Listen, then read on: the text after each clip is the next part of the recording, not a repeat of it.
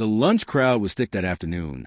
Laughter, chatter, and the faint clinking of silverware filled the air. It was the kind of day when no one noticed much beyond their own plates. But at a corner booth, pressed up against a window streaked with the gray drizzle outside, an old man sat completely still. His coat was too big for his frail frame. His hands trembled slightly as he tried to open a sugar packet, scattering white grains across the table like snow. No one paid him any attention. Not the hostess who kept glancing at her watch, not the businessman glued to his phone 2 tables away, not even the server who muttered something about old folks losing it again. The man's eyes were lost, searching for something invisible. His lips moved without sound, whispering to ghosts only he could see. His plate sat cold before him. He didn't seem to remember ordering, didn't seem to remember where he was. The small tag on his coat read H. W. Monroe. The world once saluted that name. But today, it was just another forgotten face in a noisy diner. A few laughed softly when he knocked over his glass of water. Someone rolled their eyes.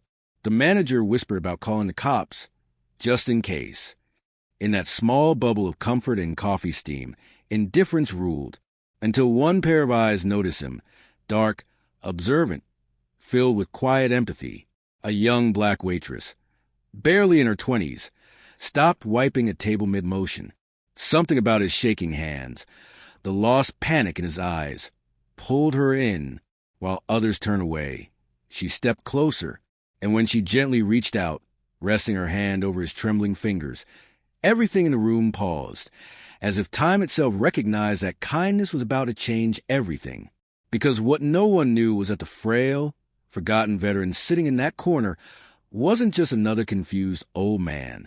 He was one of the wealthiest men in the country, and that single moment of compassion would soon rewrite her life forever.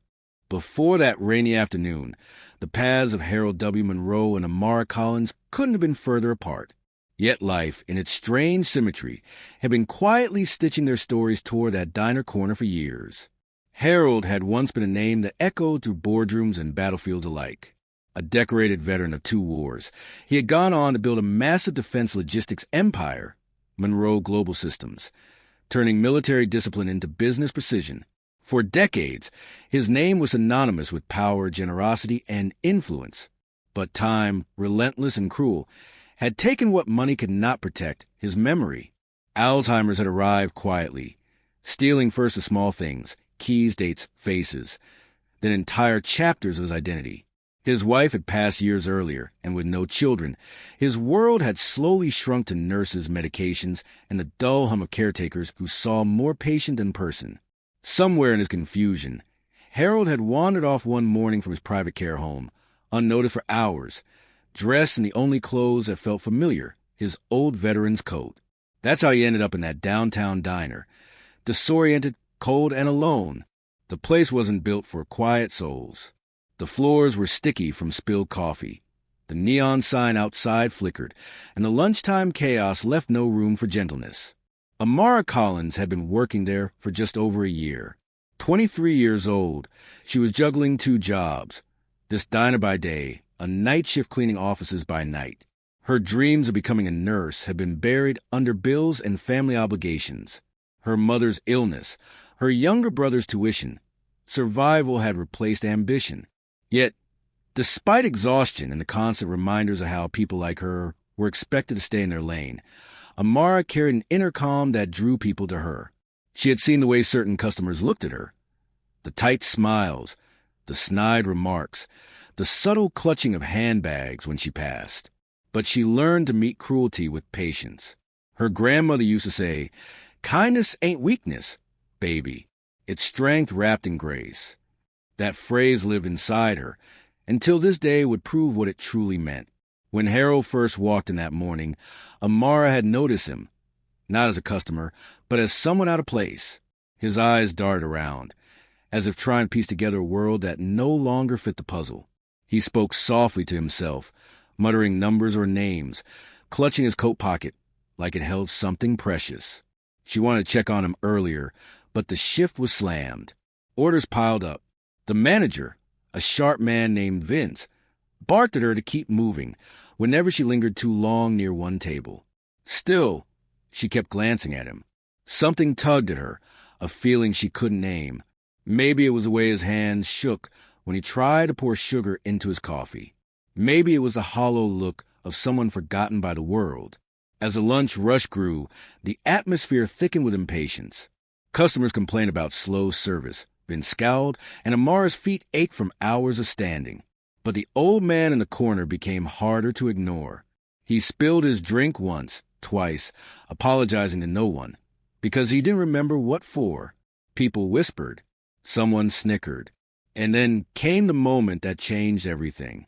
Amara saw him reaching for his wallet, fumbling, panicked, the way a child looks when something precious slips away. His lips quivered. His eyes filled with tears he didn't understand. She couldn't stand it anymore. Against every instruction to stay in her section, she set down her tray, took a deep breath, and walked over. The manager's voice faded into the distance as she approached his table. She didn't know who he was, what his story might be, or that cameras from a nearby news van would soon capture what was about to unfold. All she knew was that a man who once commanded nations now needed someone to remind him he was still human. And as Amara reached out to gently place her hand over his, the tremor in his fingers slowly stilled. She had no idea that this small act of compassion was about to open a chapter neither of them could have imagined. When Amara's hand touched his, it was as if the whole diner exhaled, not in sympathy, but in judgmental curiosity. Forks paused midair, eyes turned. The sight of a young black waitress kneeling beside a trembling old man drew stares like she'd broken an invisible rule. But Amara didn't see them. She only saw him. His skin was cold, his pulse faint beneath her fingertips. He looked up, eyes watery and lost, his mouth forming words he couldn't string together. "It's okay," she whispered softly, though she knew he couldn't place her voice. "You're safe here." For a moment, he stared blankly, then blinked, as if trying to pull her image out of the fog in his mind. Do you know where my wife is?" he mumbled weakly, confusion heavy in his tone. Amara's heart sank. She could feel the weight of decades behind those fading eyes. A war hero, a builder, now reduced a fragment of memory that didn't fit together anymore. She pulled a napkin and began to clean the spilled water from the table, moving gently so as not to startle him. "Let's get you something warm," she said quietly, though he didn't respond. The cook behind the counter, a heavy-set man with tattoos, scoffed. "Ain't your job to babysit him," he muttered under his breath. Vince, the manager, caught sight of her and stormed over. "Amara, what did I tell you about?" She looked up sharply, her expression unflinching. "He's not well. He needs help." Vince's voice dropped to a whisper, laced with irritation. "You got paying customers waiting. Let the cops deal with him." The words sliced through her, not just for their cruelty, but for how easily they rolled off his tongue. She wanted to protest, but Harold's hand tightened around hers, a desperate, human grip that silenced everything else. He began to tremble again. "Please don't leave," he murmured faintly. That was all it took. Amara guided him carefully out of his chair and toward the quieter side of the diner, away from the gawking eyes. She asked the cook for some soup and tea. "Put on my tab," she said when Vince refused to comp it, and sat beside him while he sipped slowly, his shaking subsiding. The rest of the shift blurred around her. The sound of dishes, the low buzz of conversation, and the occasional cynical comment from another server became distant noise. Harold had moments of clarity, flashes when he'd ask where he was or mention something about an important meeting. But then, just as suddenly, he'd slip back into confusion, staring out the window as if watching a movie only he could see. Amara noticed his coat pocket bulging slightly. When he reached inside to take out a small metal box, she instinctively stopped him. "Let me help." Inside was a worn-out photograph, a younger man in uniform, arm around a woman with kind eyes, standing in front of a mansion. On the back, faded words read, "For Harold, my forever hero." Amara smiled sadly. "She's beautiful," she whispered. For the first time, his lips curved into something resembling a smile. "She used to bring me coffee," he said faintly, "just like this." And then, as if something clicked deep in his fogged mind, he looked straight at her, really saw her, and said, "You remind me of her. Tears welled up in Amara's eyes before she could stop them. She held his hand tighter, and in that moment, race, class, and time ceased to exist. There were only two souls, one lost in memory, the other holding space for it. The hours passed. Eventually, two men in suits entered the diner, one holding a photo, scanning the room with urgency. "Mr. Monroe," one called out, relief flooding his face as he spotted the old man. "Thank God. We've been searching everywhere." Vince's eyebrows shot up. "You know him?" he asked, incredulous. The man nodded. "He's Mr. Harold W. Monroe. He went missing from his estate this morning." The diner went silent. Even the cook paused mid-step. The name sounded familiar, almost too familiar.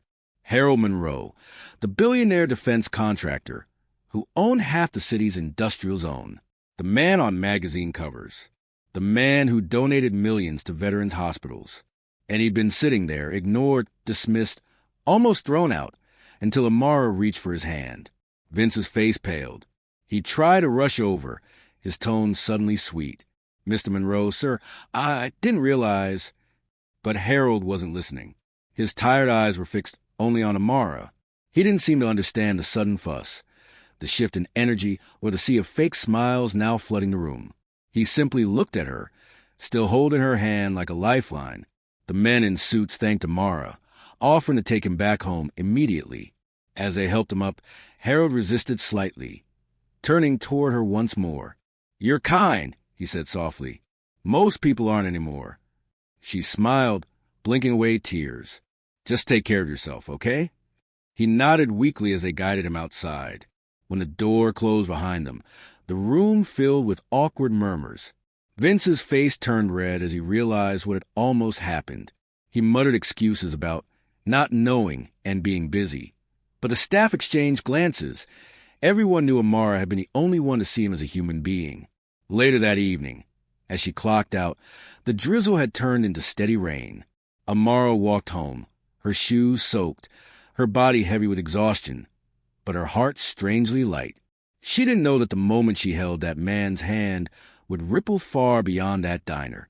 Because while she slept that night, across the city, a quiet storm was brewing, one that would turn the Waitress the world ignored into a name whispered with awe and disbelief. Somewhere in his estate, surrounded by caretakers and lawyers, Harold Monroe sat in a dimly lit room, a cup of untouched tea beside him. He couldn't remember her name or the place where he met her, but he remembered the warmth of her hand. He told his attorney, voice frail but steady, "Find the girl who reminded me what kindness feels like." 2 days after that rainy afternoon, the diner was buzzing with gossip. The news had broken everywhere. Missing billionaire Harold W. Monroe found safe in local diner. Photos circulated online, showing Amara gently holding his hand, kneeling beside him with compassion. What had been a simple act of kindness had turned into a viral moment. Customers came not for food, but to see the girl from the picture. Some praised her. Others whispered she was lucky. Vince, the manager, suddenly paraded her as a model employee, bragging to anyone who'd listened that his diner was part of history. But Amara kept quiet. She hadn't done it for cameras or fame. To her, it was just what anyone decent should have done. Still, there was one thing she couldn't shake, the look in Harold's eyes before he left. Something about it felt unfinished, like a door left open in a dark hallway. By the third day, her life returned to routine. Orders, dishes, long shifts. The rain had stopped, but the memory of that afternoon lingered like the smell of coffee that clung to her clothes. Then, just after sunset, a sleek black car pulled up outside the diner. Its tinted windows and quiet hum drew everyone's attention. A man in a charcoal suit stepped out, holding a leather folder. He looked directly at Amara. "Miss Collins?" he asked. Her co-workers turned, whispering. Amara wiped her hands on her apron, uneasy. "Yes. My name is Daniel Crow. I'm Mr. Monroe's personal attorney." The entire diner fell silent. Even Vince, who moments ago was scolding another waiter, stood frozen. Daniel motioned toward a booth, lowering his voice as Amara Saturday. "Mr. Monroe asked me to find you. He wanted to thank you personally, but his condition has worsened. He's back at his estate, under medical care. but he hasn't stopped talking about you." Amara blinked, unsure what to say. "I didn't do anything special," she murmured. The lawyer's expression softened. To him, you did everything. He doesn't remember most faces anymore, not even mine. But he remembers yours. He said, "She reminded me I was still human." Her throat tightened. Daniel opened the folder and slid an envelope across the table. Mr. Monroe insisted I deliver this personally. Hands trembling, Amara opened it. Inside was a handwritten note, shaky but legible. "To the young woman who saw me when I was invisible. When the world turned cold, your kindness was my light. I built empires, fought wars, and lost myself along the way. You reminded me of what I fought for. Thank you for seeing the man, not the name. Harold W. Monroe."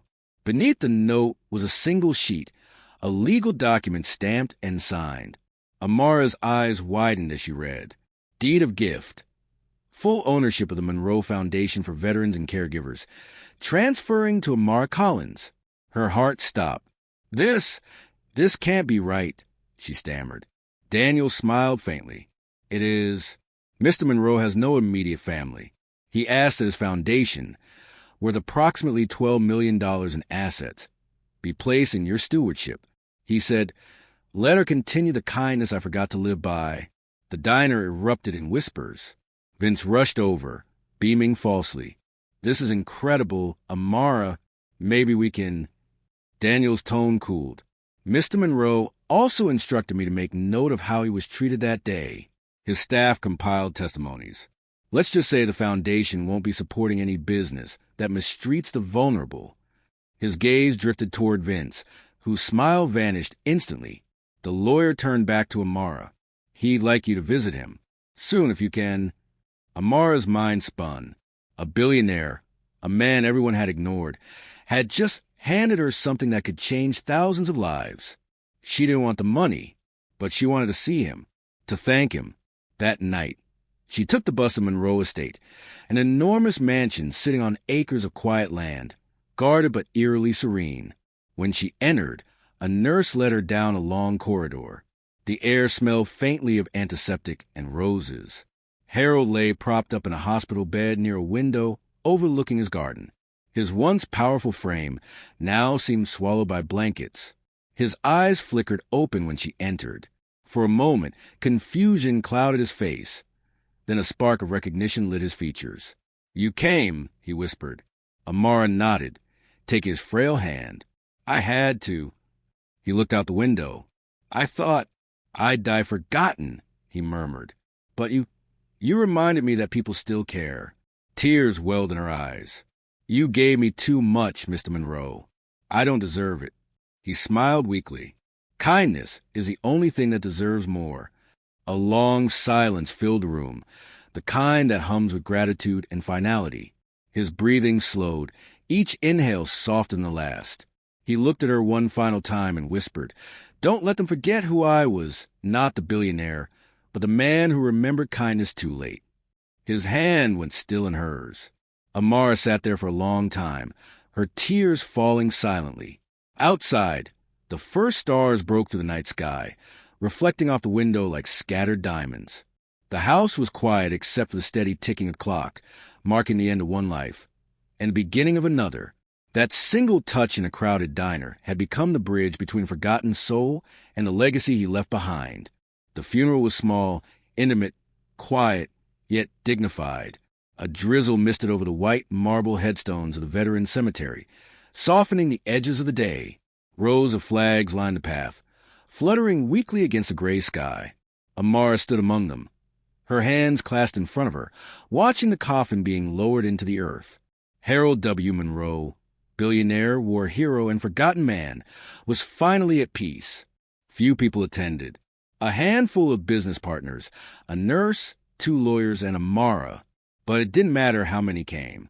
What mattered was that he wasn't alone in the end. Someone had been there to hold his hand when the world looked away. When the final salute echoed, Amara felt a weight lift, not of sadness, but of quiet responsibility. His note and the foundation deed rested in her bag. They weren't just papers. They were promises. In the weeks that followed, Amara's life changed in ways she couldn't have imagined. Reporters tried to chase her story, offering interviews and money, but she refused them all. She didn't want fame. She wanted purpose. She met with Mr. Crow, Harold's attorney, again, this time not as a confused waitress, but as the new director of the Monroe Foundation for Veterans and Caregivers. The first thing she did was expand the foundation's outreach. What had once been a modest charity was transformed into something revolutionary, a sanctuary for veterans struggling with dementia, trauma, and loneliness. She hired nurses who'd been overlooked, caregivers who had heart more than degrees, and veterans who had nowhere else to go. She called the first center Harold's Haven.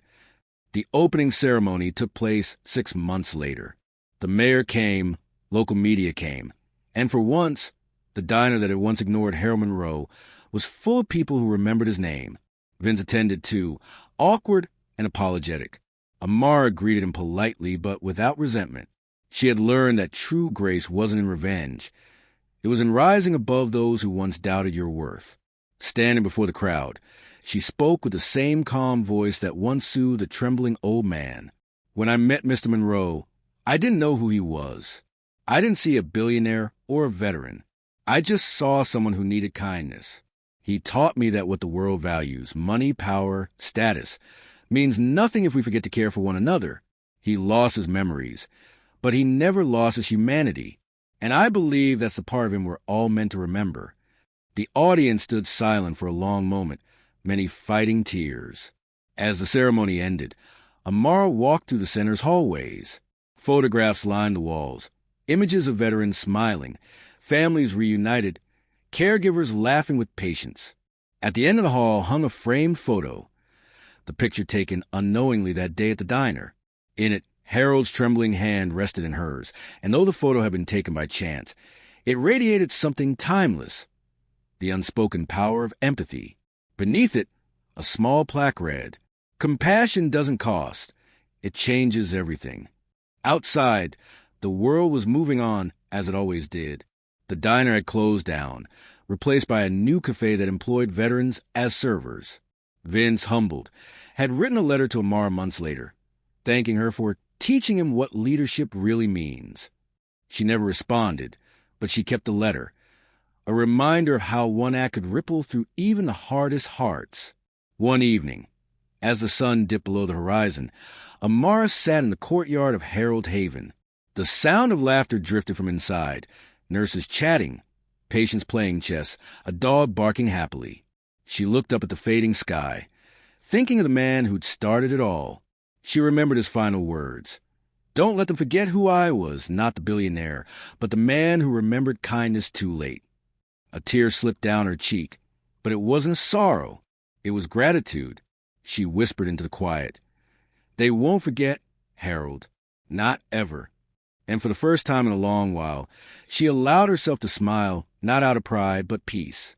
Because she knew that even in a world divided by color, class, and cruelty, compassion had the power to rebuild what hate had broken. Weeks later, a new story began to circulate online. It wasn't about scandal or wealth. It was about a waitress who became a humanitarian.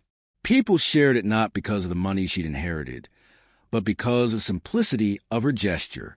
One touch, one act of humanity, one moment that bridged the gap between two worlds that rarely meet. That story spread across continents, reminding millions that sometimes the most powerful revolutions begin not with power, but with empathy. And so, every time a new resident entered Harold Haven, lost, scared, or forgotten, Amara would greet them the same way she had greeted him that day.